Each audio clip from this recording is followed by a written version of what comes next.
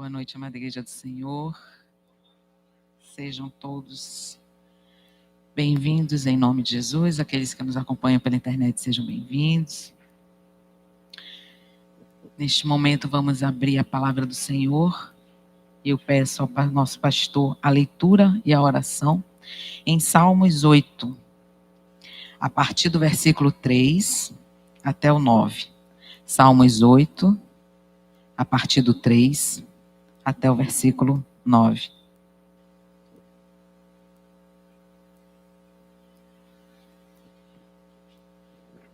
Amém.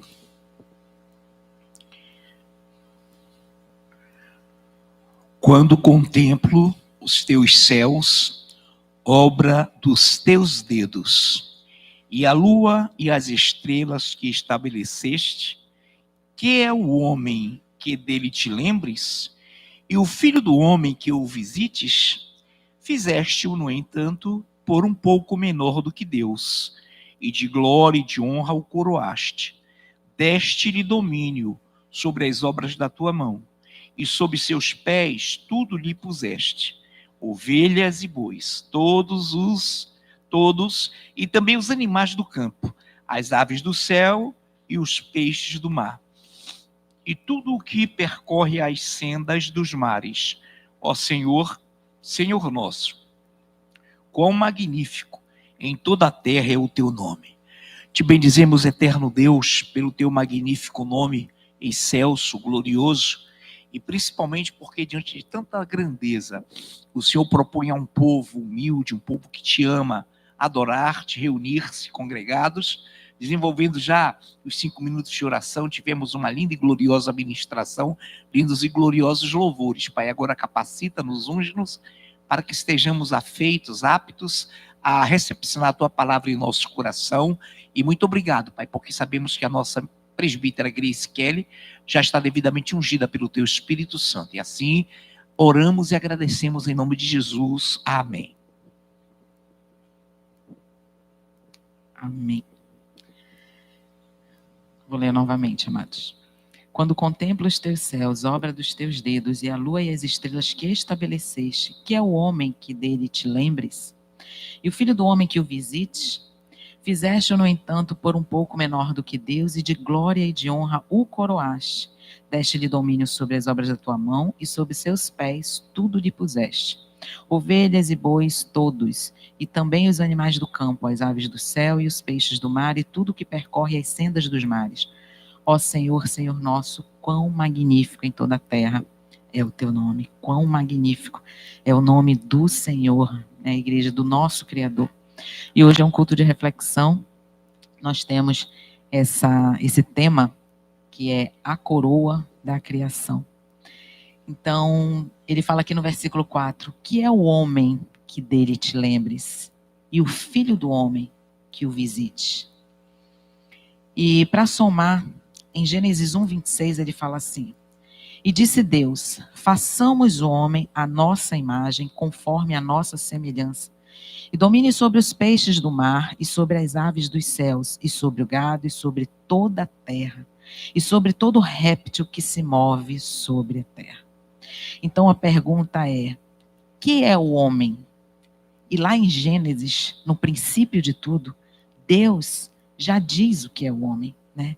Ele diz, façamos o homem à nossa imagem, conforme a nossa semelhança. Nós não somos qualquer um. Nós não somos qualquer coisa. Feitos à imagem e semelhança não significa que nós somos iguais fisicamente, mesmo porque o Senhor, ele não tem uma forma. A palavra de Deus fala em João 4:24, que Deus é espírito e é necessário que os que o adorem em espírito e em verdade. Mas imagem e semelhança refere-se a algo feito a partir de um padrão. Então nós temos um padrão. O nosso padrão é o Senhor, é Deus.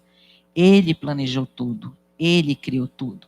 Ele criou todo o ambiente, Ele criou todos os animais, Ele criou toda a vegetação e Ele criou todo esse ambiente para o ápice da criação dele, que seria para o homem habitar. Para a natureza, ele disse, produza relva, separe-se as águas, haja luzeiros, está em Gênesis 1. Povoem a água, e ele criou os animais. Né? Mas para o homem, para nós, ele disse, façamos a nossa imagem conforme a nossa semelhança. Foi o único ser para o qual ele falou isso. Para nós, ele soprou sobre nós o fôlego de vida. Foi a partir daí que o homem passou a ser, como diz a palavra de Deus, alma vivente. Passou a ser um ser animado, um ser com consciência, um ser vivo, com a forma completa, porque a forma ele já havia dado. E ele completou com o sopro de vida que ele soprou sobre o homem, dotado de sabedoria, de razão, de emoções. E o que significa quando ele fala assim, que é o nosso padrão? Né? Quando o Senhor ele nos criou, ele nos deu uma consciência. Nós temos consciência, irmãos, da justiça e da retidão. Nós temos consciência daquilo que é certo e daquilo que é errado, e é desde o princípio assim. Ele nos fez com essa consciência. Deus, ele é um Deus consciente, ele é a própria sabedoria. Ele nos deu e ele nos deu isso. Nós temos a moralidade do Senhor, nós temos o entendimento de uma moralidade. Nós fomos feitos com responsabilidade em relação aos atos que nós praticamos, dentro dessa consciência que nós temos do que é certo e daquilo que é errado. E mesmo com a queda do homem, essa consciência não foi perdida. Mesmo com a queda do homem, o Senhor não desprezou, dizendo, ele caiu, agora deixa para lá. Não.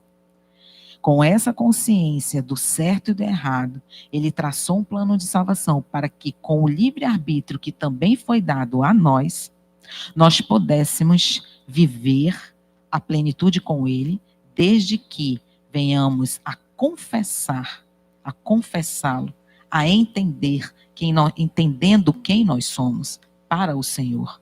Nós somos o ápice da sua criação, a sua coroa. Ele fala na sua palavra, em 1 Pedro 1, 15 e 16. Mas como é santo aquele que vos chamou, sede vós também santos em toda a vossa maneira de viver. Porquanto está escrito, sede santos, porque eu sou santo. Mesmo com a queda, nós não perdemos a consciência do certo e errado. E ele nos orienta a seguirmos o caminho da verdade, que é ele mesmo. Eu sou o caminho, eu sou a verdade, eu sou a vida. Então ele nos mostra o caminho que nós devemos andar, e o caminho é ele mesmo. Nós somos imortais, né? Fomos criados para sermos eternos. Mas a questão é, onde nós queremos passar a eternidade? Ou o céu, ou o inferno. Nós fomos feitos para sermos eternos. Ele nos criou para vivermos com ele. A única coisa que nos separa do Senhor é o pecado. O pecado, ele produziu a morte. Mas o Senhor não quer que nós venhamos a ser mortos eternamente. Ele não quer isso. A palavra de Deus fala que ele nos deu vida e vida em abundância. E isso é para toda a eternidade. É para vivermos com ele, irmãos. Uma vida de paz e de plenitude, em um lugar que já está preparado para nós. E lá em Apocalipse ele fala, ruas de ouro, lá não tem choro, lá não tem lamentação, lá não tem problema, lá é vida, com toda alegria, com toda bondade. Enquanto que o inferno, a palavra de Deus resume, choro e ranger de dentes. E isso já fala tudo. E é uma eternidade. Daí já não tem mais fim. E nós temos, né, a decisão está conosco. Ou a eternidade em vida, com alegria e paz em Cristo, ou a eternidade na morte eterna, com choro e ranger de dentes. Em João 5,24 ele fala assim, eu asseguro, quem ouve a minha palavra e crê naquele que me enviou tem a vida eterna e não será condenado, mas já passou da morte para a vida. Nós temos o terceiro ponto, uma espiritualidade. Né? Somos corpo, alma e espírito. Nós temos razão, nós temos consciência, como foi colocado. E Adão e Eva, naquele momento, naquele princípio, eles tinham uma comunhão direta com Deus. A palavra fala que na viração do dia, o Senhor ia lá e falava com eles diretamente. Não havia, naquele momento, ainda entrado o pecado. Então, quando entrou o pecado, foi quando nós fomos separados de Deus. É o pecado, irmão, que separa o homem de Deus. Mas isso não significa que nós não podemos reverter essa situação, né? Com o arrependimento, buscando o Senhor, pedindo perdão pelos nossos pecados e vivendo uma nova vida com Cristo, que é isso que Ele quer. E o quarto ponto, nós temos domínio sobre tudo que Deus criou. Ele é o Todo-Poderoso. Ele domina sobre tudo e sobre todos. Mas na terra, Ele deu esse domínio ao homem. E Ele fala isso aqui em Gênesis. Façamos o homem à nossa imagem, conforme a nossa semelhança, e domine sobre os peixes do mar, aves do céu, gado, sobre toda a terra. Ele domina sobre tudo e sobre todos. Mas Ele nos deu esse poder de dominar sobre a terra. Em Salmo 115:16, Ele fala assim: os céus são os céus do Senhor, mas a terra deu a Ele aos filhos dos homens.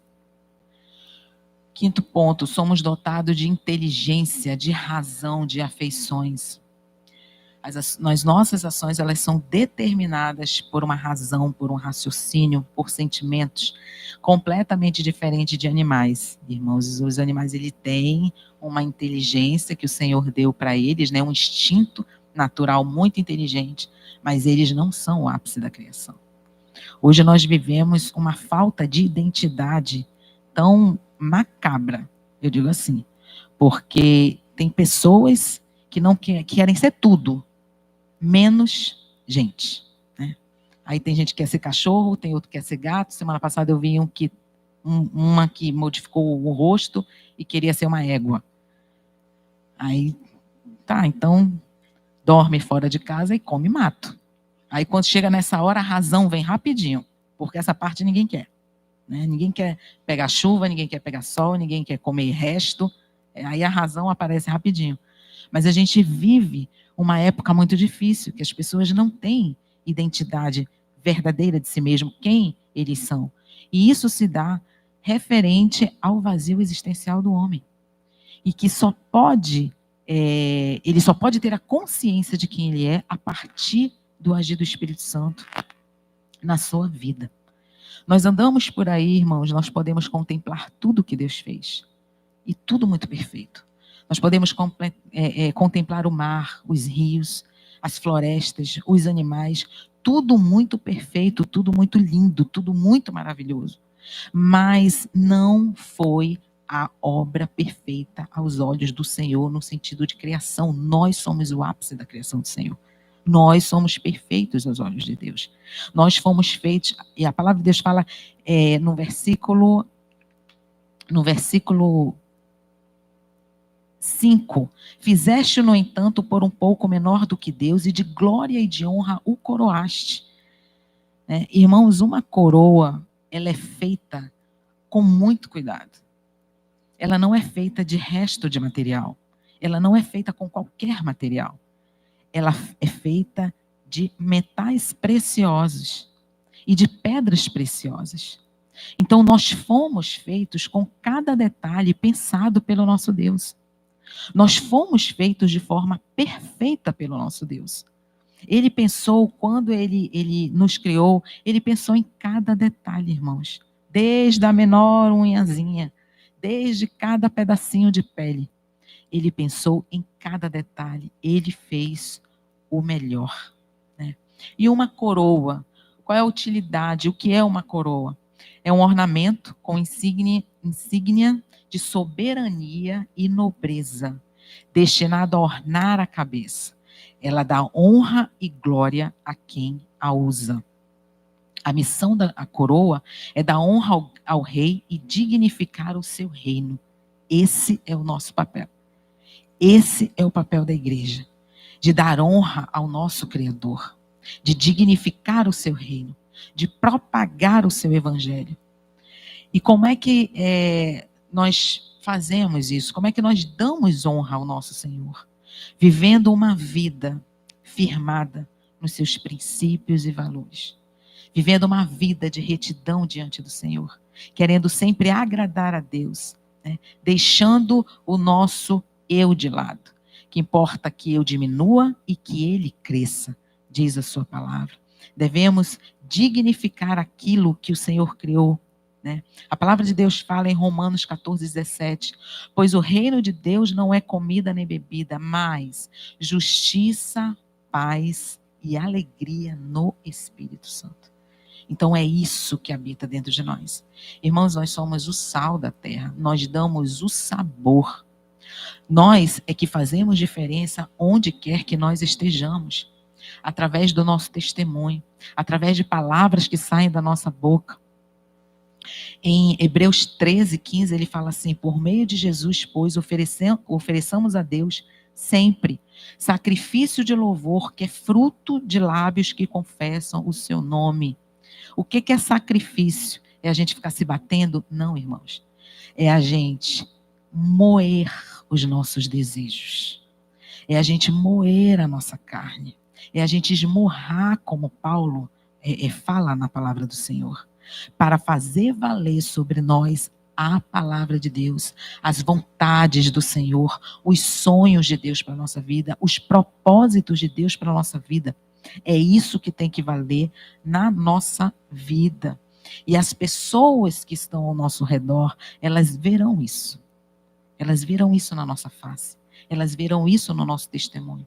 Porque quando a gente se enche de Deus, nós não podemos ser as mesmas pessoas. Quando nós nos enchemos de Deus, a palavra de Deus fala que a boca fala, né, o que está cheio de coração. O coração, e aqui ele fala assim: oferecemos a Deus sempre o sacrifício de louvor, que é o fruto de lábios. Se eu me encho de Deus, eu começo a dar fruto. Então, da minha boca vai sair aquilo que edifica, aquilo que glorifica, o bom conselho, a boa palavra, a bênção. A palavra de Deus fala que a gente não tem que amaldiçoar, nós temos que abençoar. Nós temos que ser referência para todos aqueles que estão ao nosso lado. E no mundo que a gente vive hoje, que é uma mistura de evangelho, né? Evangelho, digamos, entre aspas, porque o mundo entrou na igreja de tal forma que tudo pode. Tudo pode. Mas como foi dito, irmãos, nós somos o sal da terra. Nós fazemos a diferença e damos o sabor. Então, diante de tudo aquilo que nós aprendemos no Senhor, diante de uma nova vida que nós temos, o mundo não pode nos contaminar. As nossas convicções que nós temos na palavra, todo o conhecimento que nós temos de Deus, não pode, nada pode tirar isso do nosso coração. A nossa identidade, quem nós somos diante do Senhor, isso não pode mudar. A nossa identidade, ela não pode ser manchada, irmãos. Ela não pode. A nossa identidade não pode ser confundida. Ou eu faço parte de um reino celestial, ou eu não faço parte desse reino. A palavra de Deus fala que o morno, ele quer vomitar. Então não existe crente em cima do muro. Existe crente e o não crente. Existe o que serve e aquele que não serve. Então que nós venhamos a decidir sempre na nossa vida para Deus, aquilo que agrada o Senhor. Como igreja, nós temos a responsabilidade de anunciar esse reino. Ele fala lá em 1 Pedro 2, de 9 a 10, vocês, porém, são raça eleita, sacerdócio real, nação santa, povo exclusivo de Deus. Então a gente já vê uma grande diferença aí, né? Entre os adoradores e aqueles que estão no mundo. Qual o objetivo? E esse mesmo versículo fala: para anunciar as grandezas.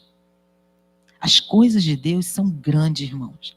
A transformação que Ele opera na nossa vida é grande. As pessoas, quando veem a transformação nas nossas vidas, nossa, como fulano de tal mudou. como fulano de tal está agindo. Olha o que era prostituta, era viciada, era isso e aquilo. E agora não faz mais essas coisas, agora tem uma nova vida, agora não faz mais isso, não faz mais aquilo. São grandezas, não são coisas simples. Então, nós temos esse papel fundamental de anunciar não qualquer notícia, mas anunciar a grandeza de Deus. Anunciar que Jesus está voltando, que não há tempo mais de brincar de evangelho. Isso é grandeza de Deus. E Ele está muito próximo. Ele nos chamou das trevas para a sua maravilhosa luz. Antes vocês nem sequer eram povo, mas agora são povo de Deus. Nós temos uma identidade, eu volto a repetir.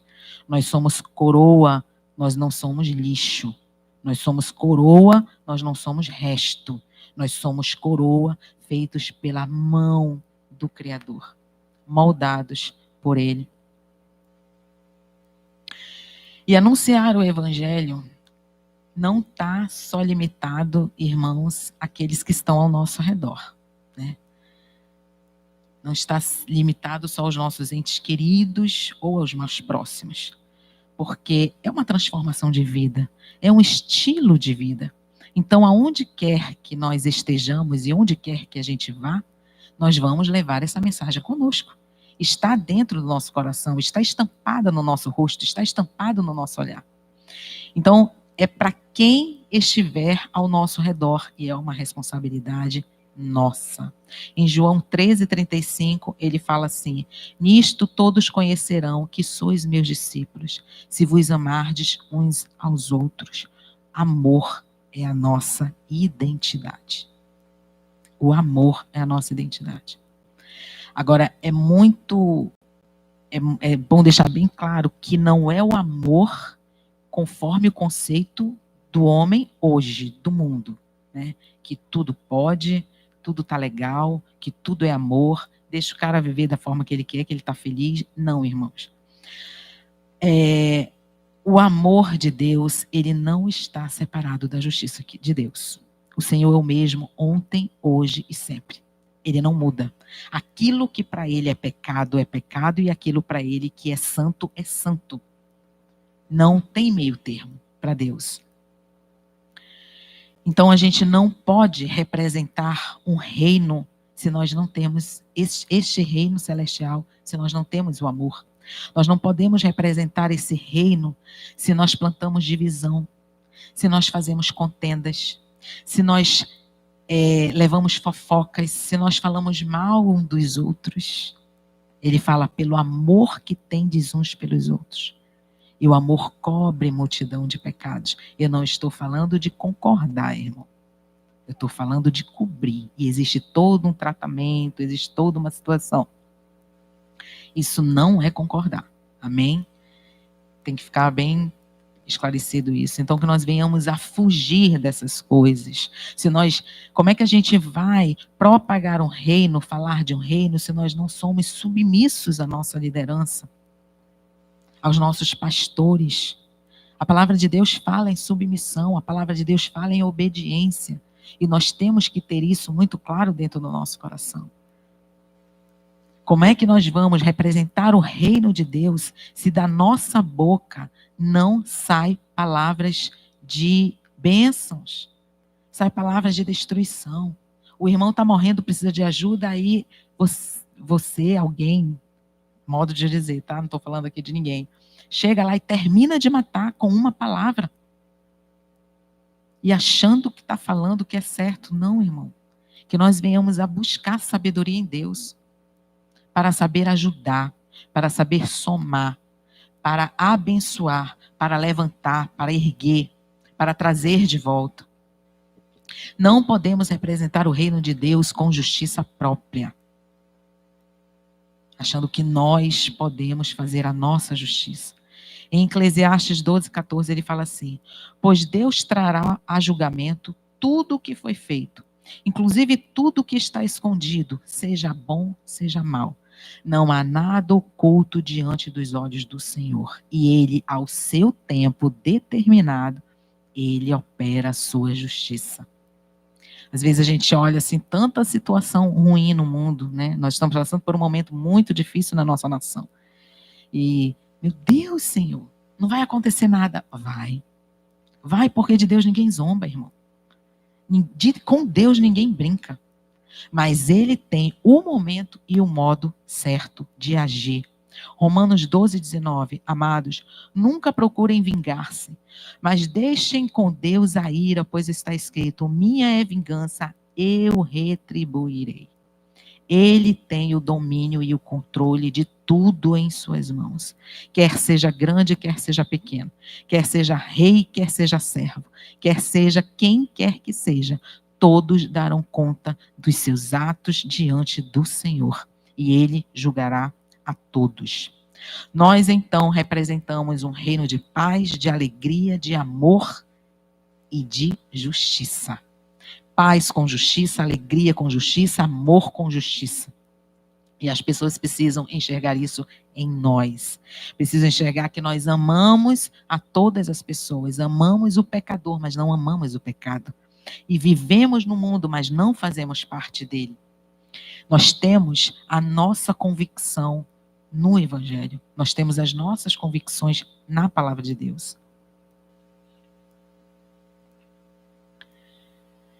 E por fim, é uma palavra rápida,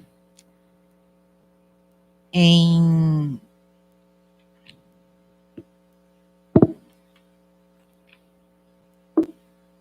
Marcos, capítulo 16, ou do 14 ao 16, ele fala assim,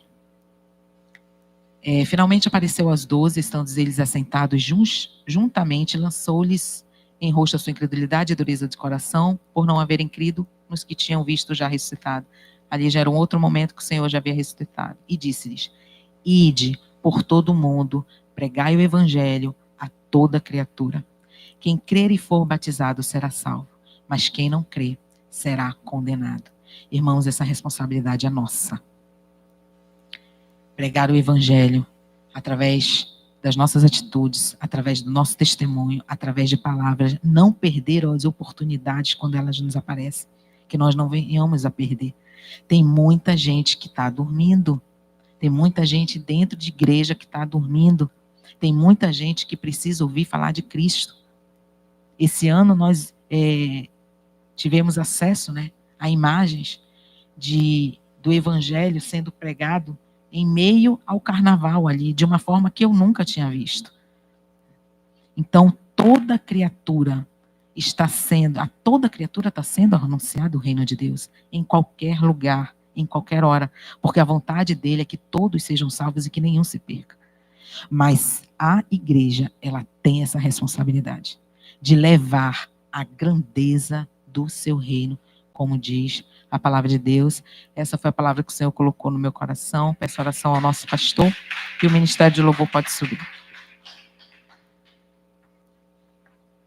Te bendizemos, Deus vivo, por tua palavra que nos veio ao encontro do que queremos, precisamos e, acima de tudo, necessitamos ouvir. Obrigado, Pai Santo.